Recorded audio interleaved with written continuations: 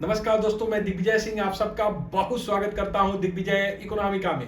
कैसे हैं आप लोग? कैसे चल रही है आपकी जीत की तैयारी? दोस्तों, आज के वीडियो में मैं बात करने वाला हूं बीपीएससी के ऑप्शनल इकोनॉमिक्स के बारे में और जो मेंस एग्जाम होने वाला है दिसंबर में, उसमें फर्स्ट पार्ट का बेसिकली जो एक्सपेक्टेड क्वेश्चन है वो क्या हो सकते हैं। और सबसे बड़ी बात ये है कि जो प्रश्न है उसको लिखा कैसे जाए, टैकल कैसे किया जाए। सबसे इंपॉर्टेंट बात है कि देखो, इकोनॉमिक्स बहुत ही अच्छे नंबर प्राप्त होते हैं अगर आप अच्छे से लिख के आओ। डज नॉट मैटर कि आपका मीडियम क्या है, हिंदी है, इंग्लिश है, ये अपने माइंड से बिल्कुल निकाल दीजिए कि इकोनॉमिक सब्जेक्ट है, मीडियम का कोई बैरियर नहीं है। अगर आप अच्छा लिख के आओगे, चाहे हिंदी में चाहे इंग्लिश में, बहुत अच्छे मार्क्स मिलते हैं। आपको सिर्फ इतना ध्यान देना है कि एक्चुअली क्वेश्चन को अटेंड किया कैसे जाए।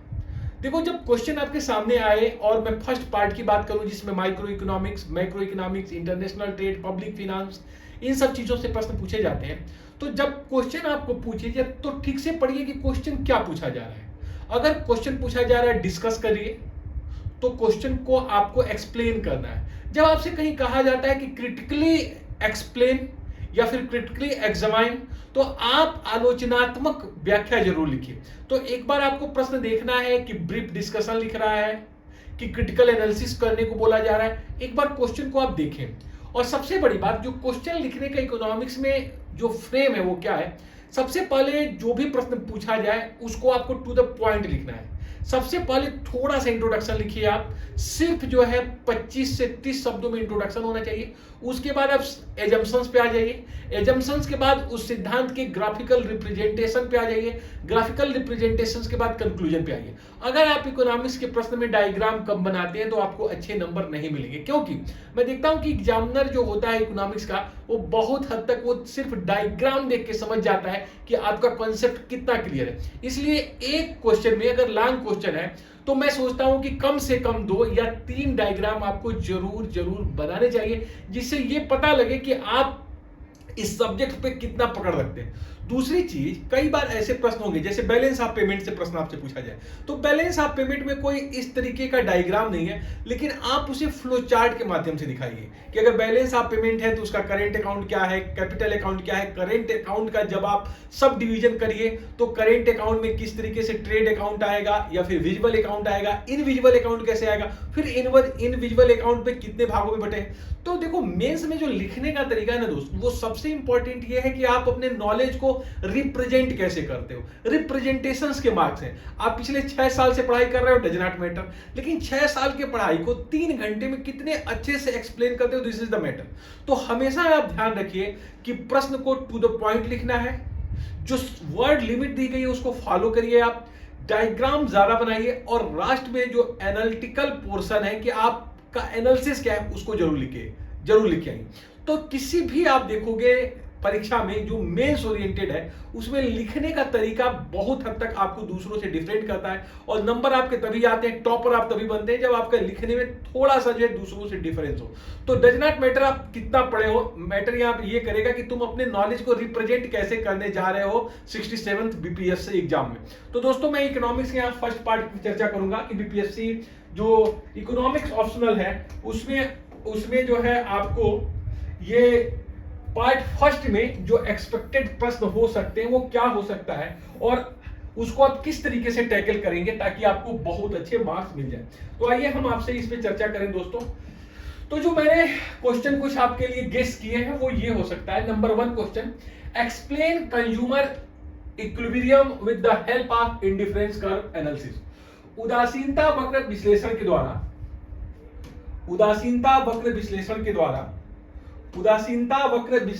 द्वारा उपभोक्ता के संतुलन या संस्थिति की व्याख्या करिए। बहुत ही सामान्य सवाल है, और मैंने जो पिछले 20 साल के पेपर ट्रेंड्स एनालिसिस की उसमें मैंने देखा कि इंडिफरेंस कर्व के ऊपर प्रश्न पूछे ही पूछे जा रहे हैं। तो देखिए, मैंने 2 क्वेश्चन यहां से सेट किए हैं। एक है explain consumer equilibrium with the help of indifference curve, उदासीनता वक्र विश्लेषण के माध्यम से उपभोक्ता के संतुलन को प्रदर्शित करिए। और दूसरा मैंने क्वेश्चन इसके ऊपर सेट किया है, explain the substitution effect and the income effect with the help of indifference curve, उदासीनता वक्र विश्लेषण के माध्यम से प्रतिस्थापन प्रभाव और आय प्रभाव की व्याख्या करिए। अब देखिए ये प्रश्न थोड़ा सा बड़ा है, लेकिन मुझे लगता है कि जब भी आप बीपीएससी के एग्जाम देने जाएं तो इंडिफरेंस कर्व एनालिसिस को बहुत अच्छे से पढ़ के जाएं कि एक्चुअली इंडिफरेंस कर्व होता क्या है, बजट लाइन क्या होता है, इसके बेसिक एजम्पशंस क्या है और एक कंज्यूमर इक्विलिब्रियम में कैसे आएगा। जैसे मान लीजिए मैं थोड़ा सा आपको डिस्कस करूं कि आप जब आप जाओगे एग्जाम देने तो लिखोगे कैसे, इसके ऊपर मान लो कि अगर मैं आपसे डिस्कस कर रहा हूं कि आप जाओगे तो लिखोगे कैसे, तो लिखने का तरीका क्या है। अगर आप इंडिफरेंस कर्व वाले क्वेश्चन को लिख रहे हो तो सबसे पहले आप जो है हिग्स और एलन का नाम लिखोगे, किस तरह इन्होंने इंट्रोड्यूस किया। इंट्रोड्यूस करने के बाद आप लिखोगे एजम्पशंस। एजम्पशंस में आप लिखोगे कि ये जो है आपका जो है वीक ऑर्डरिंग के ऊपर बेस है, पहला चीज। दूसरा चीज, इसमें जो कंज्यूमर है वो रेशनल है, और जो इसमें उपयोगिता की माप होती है वो जो है ऑर्डिनल होती है, कार्डिनल नहीं। बेसिक एजम्पशंस को लिखने के बाद सबसे पहले आप क्या लिखोगे, सबसे पहले आप लिखोगे इंट्रो करोगे। सबसे पहले आपको इंडिफरेंस करने का परिचय देना है कि किसने जो है डेवलप किया। दूसरा, इसके बेसिक एजम्पशंस को लिखना है, और एक पेज से कम में आपके एजम्पशंस और इंट्रोडक्शन हो जाना चाहिए। इसके बाद जो इसके बेसिक टूल्स हैं वो दो टूल्स को देखिए। जब आप कंज्यूमर इक्विलिब्रियम को, उपभोक्ता के संतुलन को आप दिखाओगे, कंज्यूमर इक्विलिब्रियम, तो थोड़ा सा इसको करने के लिए मुझे लगता है कि फ्लो चार्ट बनेगी। जैसे आपने हेडिंग डाल दिया कि उपभोक्ता की संस्थिति, या आपने डाला कंज्यूमर इक्विलिब्रियम, तो उपभोक्ता की संस्थिति के लिए आपके पास दो टूल्स चाहिए। क्या क्या टूल्स चाहिए अगर आप कंज्यूमर इक्विलिब्रियम के माध्यम से दिखाओगे? तो एक आपको टूल चाहिए इंडिफरेंस कर्व, अनधिमान वक्र। इंडिफरेंस कर्व चाहिए, अनधिमान वक्र चाहिए आपको। और दूसरा जो चाहिए आपको वो चाहिए बजट रेखा, दूसरा चाहिए बजट लाइन। तो आपके पास दो इंस्ट्रूमेंट चाहिए जिसके माध्यम से आप कंज्यूमर इक्विलिब्रियम को दिखा सकते हो। First is indifference curve, IC, और सेकंड इज बजट रेखा। अब आपके पास इंडिफरेंस कर्व आ गया और बजट रेखा आ गया।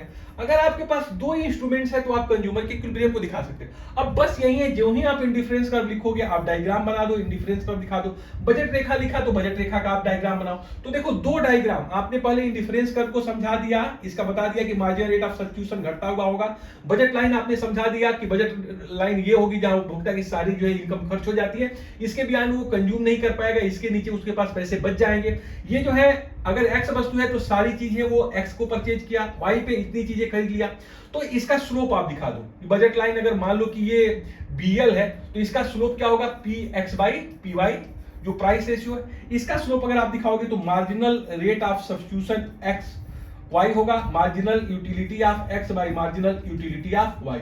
बस अब इसके बाद आप एक जो है एडिशनल क्या करेंगे, इसमें आप दिखा देंगे कि बजट रेखा और दोनों के माध्यम से कंज्यूमर का इक्विलिब्रियम क्या होगा। बस आप लाइन खींचिए और दिखा दीजिए जहां पे दोनों के जो है स्लोप बराबर है। इंडिफरेंस कर्व जो है, जो मैक्सिमम जो बजट लाइन जो सबसे हाईएस्ट इंडिफरेंस कर्व पे काटती है, इसी बिंदु पे संतुलन पे। और इस संतुलन को दिखाने के लिए दोनों शर्तें लिख लीजिए कि पहले में क्या होगा कि जब टेंजेंट हो इंडिफरेंस कर्व का बजट रेखा पे, और जो इंडिफरेंस कर्व वहां पे कन्वेक्स होना चाहिए। बस इसके बाद आपका काम खत्म। तो देखो लिखने में प्रश्न यही आपको ध्यान रखना है कि टू द पॉइंट लिखा जाए, डायग्राम जहां जरूरत है वहां जरूर बनाइए और इसको आगे व्याख्या करिए।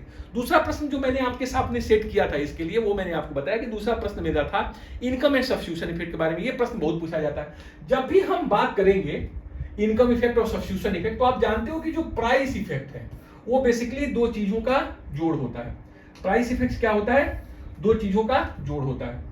प्राइस इफेक्ट क्या होता है, प्राइस इफेक्ट, सब्स्टिट्यूशन इफेक्ट और प्लस इनकम इफेक्ट का जोड़ होता है। अब इस सेपरेशन को आपको दिखाना है, इसके ऊपर सवाल जरूर आ सकते हैं। तो दो विधि आप जानते हैं, एक है हिक्स की मेथड, हिक्सियन मेथड इसको कहते हैं, हिक्सियन मेथड, और दूसरा है स्लस्की का मेथड, स्लस्की का मेथड। आप ये भी जानते हैं कि दूसरा स्लस्की का मेथड है। हिक्स मेथड क्या है, स्लस्की मेथड क्या है, किस तरीके से इसकी व्याख्या करते हैं, ये आपको देखना है। तो अगर प्रश्न हिक्स पे आता है तो आप हिक्स करिए, स्लस्की का आता है स्लस्की। लेकिन फिर मैं कह रहा हूं कि आप जहां जरूरत है वहां डायग्राम जरूर बनाएंगे। आप स्लस्की में देखेंगे जो आप डायग्राम बनाओगे दोस्त स्लस्की मेथड में, वहां मान लो कि ये बजट रेखा है आपका पीएल, और ये मान लो एक्स बस सस्ती हो गई। अब वो जो है PL1 उसकी बजट रेखा होगी। तो उतनी इनकम उससे आप लेंगे कि जिससे जो वो पहले के सेटिस्फेक्शन लेवल पे रहे। तो यहां से जब आप इनकम लोगे तो ये बजट रेखा पैरेलल शिफ्ट होगी और ये इंडिफरेंस कर्व ऐसे खींचा जाएगा, दूसरा इंडिफरेंस कर्व ऐसे। इस पॉइंट से इस पॉइंट तक जाना सब्स्टिट्यूशन इफेक्ट है और इस पॉइंट से इस पॉइंट पे जाना जो प्राइस इफेक्ट है, इस पॉइंट से इस प्राइस पे जाना जो इनकम इफेक्ट है। बस इस डायग्राम को आप बनाओगे हिक्स वाले में जो ही आप क्योंकि आप इसमें मानते हो कि इसमें जो सब्स्टिट्यूशन इफेक्ट क्या होता है, सेम लेवल ऑफ सेटिस्फेक्शन। आप देखिए इस पॉइंट पे उसका सेटिस्फेक्शन एक है क्योंकि इंडिफरेंस कर्व एक है और ये IC2 ऊपर वाला है। तो इस बिंदु से अगर मैं इसे A मान लूं, इसे B मान लूं, तो A से B पे जाना सब्स्टिट्यूशन इफेक्ट है। B से अगर मैं इसे K मान लूं तो B से K पे जाना क्या है, ये इनकम इफेक्ट है और A से K पे जाना प्राइस इफेक्ट है। ये आपका हिक्स हो गया। सलस्की में देखोगे तो 3 इंडिफरेंस कर्व हम बना लेंगे। सलस्की में आप देखोगे तो 3 इंडिफरेंस कर्व बना लेंगे। क्यों भाई बना लेंगे? क्योंकि जो हमने इसमें आप देखते हैं कि कास्ट डिफरेंस मेथड है। ये कास्ट डिफरेंस मेथड को आप यो समझिए कि जिस पॉइंट पे पहले जिस पॉइंट पे जो परचेज करता था उसी पॉइंट पे फिर से आपको उसको लेके आना है। इसलिए आप देखोगे एक इंडिफरेंस कर्व ये बनेगा, एक इंडिफरेंस कर्व ये बनेगा। मैंने कहा इसको बहुत ही अच्छे से कराया, देख लीजिएगा। इस पॉइंट से इस पॉइंट पे जाना सब्स्टिट्यूशन, इससे यहां जाना इनकम और इस पॉइंट से जाना प्राइस। तो कहने का मतलब ये है कि जब क्वेश्चन आप लिखेंगे टू द पॉइंट लिखेंगे और डायग्राम उसमें जरूर बनाओगे। तो 2 क्वेश्चन जैसा कि मैंने कहा आपके लिए मैंने सेट किया था। अब आप आ जाओ यहां पे, तो आपको समझ में आ गया ये 2 क्वेश्चन मैंने आपके लिए सेट किए थे इंडिफरेंस कर्व से। अब तीसरा क्वेश्चन है कि what is difference between balance of payment and balance of trade? It balance of payment is always balance. भुगतान संतुलन और व्यापार संतुलन के बीच क्या अंतर है? भुगतान संतुलन हमेशा संतुलन में होता है। ये बीपीएससी का बड़ा इंपॉर्टेंट क्वेश्चन है। एक प्रश्न मुझे लगता है कि आपको बीपीएससी में बैलेंस ऑफ पेमेंट से पढ़ के जाना ही जाना चाहिए क्योंकि इसके ऊपर प्रश्न बहुत पूछा जा रहा है। अब देखो बैलेंस ऑफ पेमेंट और बैलेंस ऑफ ट्रेड में अंतर तो आप जानते हो कि बैलेंस ऑफ ट्रेड सिर्फ एक्सपोर्ट और इंपोर्ट, जो गुड्स के एक्सपोर्ट और इंपोर्ट है उसका डिफरेंस होता है, और balance of payment total economic transaction जो रेस्ट ऑफ द वर्ल्ड से हो रहा है उसका बैलेंस है। इसको मैंने बहुत अच्छे से कवर किया है, उसको आप अच्छे से देख लीजिएगा। अगर आपको नोट्स चाहिए या फिर आपको कुछ भी ऐसा मैं हेल्प कर सकूं तो मुझे आप जानते हैं कि मेरा जो व्हाट्सएप नंबर है वो आप उस पर आप मैसेज कर सकते हो 6307374827। इसके ऊपर आप जो है मुझे मैसेज करिएगा, कॉल मत करिएगा क्योंकि बिजी रहता हूं तो शायद कॉल ना उठा पाऊं, बट इसके ऊपर मैसेज करिएगा तो जब भी मेरे पास टाइम होगा तो मैं जरूर आपको रिस्पांस दे दूंगा। तो ये आपको बैलेंस ऑफ पेमेंट। अब एक प्रश्न है कि बैलेंस ऑफ पेमेंट हमेशा संतुलन में क्यों होता है? ये बीपीएससी में बहुत पूछा गया। देखो एक्चुअली जो बैलेंस ऑफ पेमेंट है वो टेक्निकली बैलेंस होता है। टेक्निकली बैलेंस का मतलब सिर्फ अकाउंटिंग प्रोसीजर में ही वो बैलेंस होता है। अकाउंटिंग प्रोसीजर को double entry book keeping system हम कहते हैं। सिर्फ इसी अकाउंटिंग प्रोसीजर में बैलेंस ऑफ पेमेंट बैलेंस होता है। इस अकाउंटिंग प्रोसीजर का मतलब है कि जो भी इकोनॉमिक ट्रांजैक्शन है उसके 2 साइड होते हैं, क्रेडिट और डेबिट, और एक ही वस्तु का जो ट्रांजैक्शन होता है उसका इक्वल अमाउंट क्रेडिट और इक्वल अमाउंट डेबिट होता है। अगर मान लो कि ये मैं पेन खरीदता हूं 10 रुपए का, तो 10 रुपया मैं देता हूं तो मुझे ये पेन मिलता है, तो इसका मतलब मेरे पास से 10 रुपया गया और मेरे पास 10 रुपए की चीज आई, तो जितना क्रेडिट उतना ही डेबिट। इस तरीके से बैलेंस ऑफ पेमेंट सिर्फ अकाउंटिंग प्रोसीजर में बैलेंस होता है। ऐसा नहीं होता है कि भारत 1 लाख करोड़ रुपए का एक्सपोर्ट किया, 1 लाख करोड़ रुपए का इंपोर्ट किया, ऐसा कभी हो ही नहीं सकता, इम्पॉसिबल है। सिर्फ अकाउंटिंग एंट्रीज में double entry book keeping system में ही बैलेंस ऑफ पेमेंट जो है हमेशा बैलेंस होगा। बाकी इसमें डिसइक्विलिब्रियम पाई जाती है, और आप देखते हो डिसइक्विलिब्रियम के प्रॉब्लम को सॉर्ट आउट के लिए गवर्नमेंट डिवैल्यूएशन करती है ना, और जो है मॉनेटरी पॉलिसी, फिस्कल पॉलिसी, सारी चीजों को लगाती है। तो आप इससे समझ गए होंगे ये चीजें क्या है। तो ये क्वेश्चन हो गया इंटरनेशनल ट्रेड का। आगे आ जाइए, अब मैं आपको ले चलता हूं भुगतान संतुलन की परचेजिंग पावर पैरिटी। देखिए गुस्ताव कैसल की थ्योरी है परचेजिंग पावर पैरिटी, जो बहुत ही मुझे लगता है कि प्रिय है, बहुत ही प्रिय है बीपीएससी को। ये बीपीएससी में हमेशा मैं देखता हूं पूछा जाता है आपके, तो इसको जरा आप समझ लें कि ये भुगतान संतुलन की क्रय शक्ति समता सिद्धांत। तो परचेजिंग पावर पैरिटी ये गुस्ताव कैसल की थ्योरी थी, और बेसिकली गुस्ताव कैसल साहब ने इस थ्योरी को दिया था 2 करेंसियों के बीच एक्सचेंज रेट डिटरमाइन करने के लिए। बट आजकल जो है आईएमएफ और वर्ल्ड बैंक इससे एक्सचेंज रेट डिटरमाइन नहीं करते, बल्कि इससे यूटिलिटी मेजर करते हैं। तो ये गुस्ताव कैसल की थ्योरी, जैसे सिंपल से अगर एक लाइन में मैं कहूं कि मान लो कि 1 केजी चीनी इंडिया में 20 रुपए में मिलती है, और अमेरिका में वो $1 में मिलती है। तो क्योंकि $1 में 1 केजी चीजें अमेरिका में मिल रही है और भारत में 20 रुपए में 1 केजी चीनी मिल रही है, तो $1 की प्राइस 20 रुपए के बराबर। इसी को बोलते हैं परचेजिंग पावर पैरिटी, जहां दो करेंसियों की खरीदने की शक्ति बराबर हो जाए, that is PPP, purchasing power parity. तो इसके ऊपर मैंने काफी अच्छे से क्लास लिया, इसको आप समझ सकते हो। फिर मैंने क्वेश्चन इंटरनेशनल ट्रेड से यहाँ पे किया कि explain the tariff and partial effect explain effect of tariff under partial equilibrium. आंशिक संतुलन के अंतर्गत टैरिफ के प्रभाव की व्याख्या करें। देखिए एक प्रश्न जो है, मुझे लगता है इंटरनेशनल ट्रेड में आपको 2 प्रश्न याद करना चाहिए। एक टैरिफ का जो पार्शियल इक्विलिब्रियम एनालिसिस होता है वो, कि जो है टैरिफ लगाने से कि कंजम्पशन पे क्या प्रभाव पड़ता है ना, इनकम के ऊपर क्या प्रभाव पड़ता है, रिडिस्ट्रीब्यूशन के ऊपर क्या प्रभाव पड़ता है, ये चीज आप एक बार देख लीजिए। और दूसरा एक जनरल इक्विलिब्रियम, तो जनरल इक्विलिब्रियम के ऊपर प्रश्न कम पूछा गया है, ज्यादा पार्शियल इक्विलिब्रियम के ऊपर पूछा है। तो पार्शियल इक्विलिब्रियम में कंजम्पशन के ऊपर क्या प्रभाव पड़ा, प्रोडक्शन के ऊपर क्या प्रभाव पड़ा, रिडिस्ट्रीब्यूशन के ऊपर क्या प्रभाव पड़ा, प्राइस के ऊपर क्या प्रभाव पड़ा, उसको आप जो है एनालाइज कर लीजिए, डायग्राम बना के। आप जानते हैं डायग्राम पहले मैं आपको क्लियर कर चुका हूं। फिर एक मुझे लगता है कि आपको इंटरनेशनल ट्रेड में relative and absolute advantage theory, जो relative and absolute advantage theory तैयार करना चाहिए। और आप जानते हैं कि ये भी सवाल जो है relative and absolute advantage theory, ये जो है जो ही आप क्लासिकल थ्योरी पढ़ोगे अंतरराष्ट्रीय व्यापार का, तो रिलेटिव जो है थ्योरी है रिकार्डो का है, और एब्सोल्यूट एडवांटेज थ्योरी जो है एडम स्मिथ का है, जो उन्होंने बताते हैं कि देशों के बीच व्यापार होता क्यों है, इसको इन्होंने समझाया।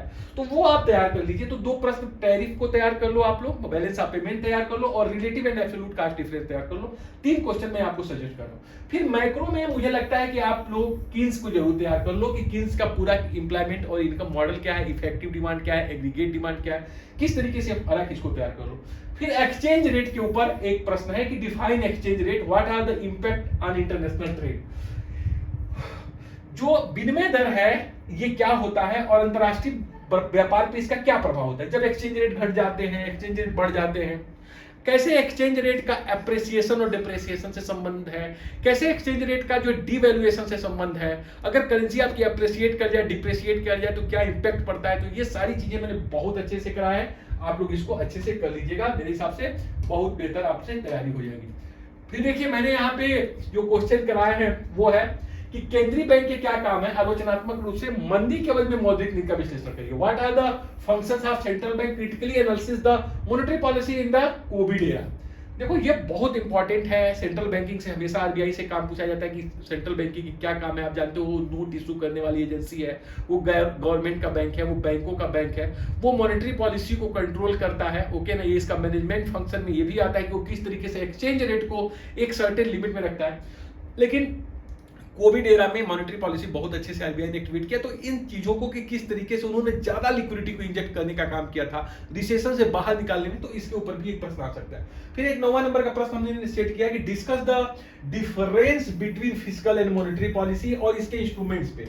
आप जानते हैं मॉनेटरी पॉलिसी आरबीआई के द्वारा, सेंट्रल बैंक के द्वारा कंट्रोल होती है, मॉनिटर होती है, और जो राजकोषीय नीति वो मिनिस्ट्री ऑफ फाइनेंस के द्वारा। राजकोषीय नीति वो नीति होती है जो बेसिकली सरकार टैक्स के माध्यम से, एक्सपेंसेज के माध्यम से और बारोइंग के माध्यम से करती है, और वो चाहती है इकोनॉमी में बेटर इंपैक्ट आए, इंप्लॉयमेंट जनरेट हो, फुल इंप्लॉयमेंट की तरफ हम जाएं, इकोनॉमी में डिस्पैरिटी कम हो, इकोनॉमी में ग्रोथ हो। मॉनेटरी पॉलिसी में 2 इंस्ट्रूमेंट्स होते हैं जो आरबीआई ऑपरेट करती है, मनी सप्लाई और रेट ऑफ इंटरेस्ट। अगर मनी सप्लाई को चेंज करके, रेट ऑफ इंटरेस्ट को चेंज करके हम उन्हीं उद्देश्यों को प्राप्त करें, जैसे कि इंप्लॉयमेंट बढ़ाना हो है, फिर इन्फ्लेशन को कम करना हो, इकोनॉमी को ग्रोथ करना, तो that is the monetary policy. तो मॉनेटरी और फिस्कल पॉलिसी के ऊपर भी एक सवाल आप लोग तैयार कर लीजिएगा, बहुत इंपॉर्टेंट है, इसको भी मैंने बहुत अच्छे से कराया है। फिर है 10वां नंबर का question, what is market, explain the firm equilibrium under the perfect and monopoly. बाजार से आप क्या समझते हैं, पूर्ण प्रतियोगिता और एकाधिकार में बाजार संतुलन एक फर्म कैसे बनाएगी, उन कंडीशंस को देना। माइक्रो में प्रश्न बहुत इंपॉर्टेंट है मार्केट। देखिए बाजार का मतलब आपको लगता है कि हम किसी बाजार में जाते हैं जो फिजिकली एग्जिस्ट करता है। इकोनॉमिक्स में बाजार का मतलब दोस्तों ये होता है कि जहां भी बायर और सेलर एक दूसरे से इंटरेक्ट करते हैं, दैट इज द मार्केट, उसी को हम मार्केट कहते हैं। मतलब जहां बायर और सेलर आए उसको हम बोलते हैं मार्केट है। तो इंटरेक्शन जो है, जैसे अमेजन और फ्लिपकार्ट सब चीजों को परचेज कर रहे हैं, वो भी एक मार्केट है। अब इस मार्केट में परफेक्ट कंपटीशन भी है, इम्परफेक्ट कंपटीशन है। अब परफेक्ट कंपटीशन में किस तरीके से क्या संतुलन की चीजें होती है, इसमें जो है AR MR क्या होता है, इसमें जो है MC क्या है, AC क्या है, आपको अच्छे से समझना पड़ेगा। एक फर्म जो है शॉर्ट रन में कैसे इक्विलिब्रियम प्राप्त करती है, लॉन्ग रन में कैसे इक्विलिब्रियम प्राप्त करती है, इसको देखना पड़ेगा। इम्परफेक्ट कंपटीशन में AR और MR कैसे होगा, एसीएमसी कैसे होगी उसको आप देखिए और एक बार पढ़ लीजिए। तो एक मुझे लगता है कि मार्केट भी आपको अच्छे से तैयार होना चाहिए जिससे प्रश्न पूछे जाते हैं बीपीएससी में। ओके, फिर इसके बाद मैंने जो गेस किया है वो कुछ 60 नोट्स हैं।